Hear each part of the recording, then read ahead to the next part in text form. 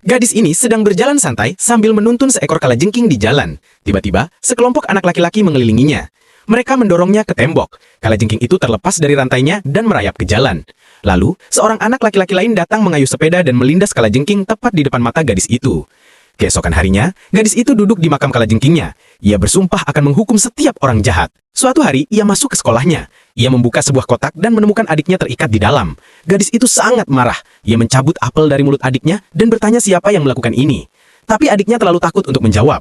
Saat ia melepas tali, listrik mengalir ke dalam tubuhnya dan ia melihat bayangan masa lalu adiknya yang dibuli. Karena ia memiliki kemampuan yang bisa melihat masa lalu ia kembali ke realita. Sekarang, gadis itu siap membalas dendam. Para pembuli sedang berenang. Saat gadis itu melangkah ke kolam, mereka mengejeknya lagi. Tapi gadis itu tetap tenang. Ia melemparkan sebuah kantung ke air. Lalu, banyak piranha keluar dan langsung menyerang para pembuli.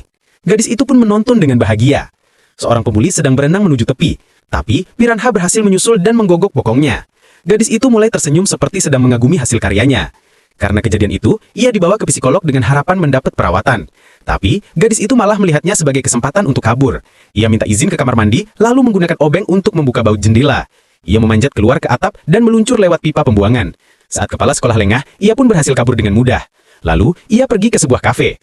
Kemudian, beberapa anak laki-laki berpenampilan aneh masuk. Mereka memerintahkannya untuk meninggalkan kursi, dan terus memprovokasinya. Gadis itu berdiri.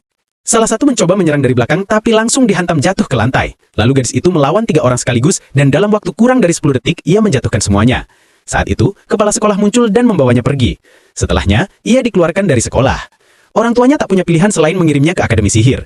Malam itu, sekolah mengadakan pesta festival. Gadis itu mengira itu kesempatan untuk kabur, jadi ia cepat-cepat lari. Tapi tiba-tiba tanpa sengaja menabrak seorang teman sekelas. Kekuatan supernya terpicu lagi. Ia melihat sekolah dilalap api dan wajah teman-temannya berlumuran darah.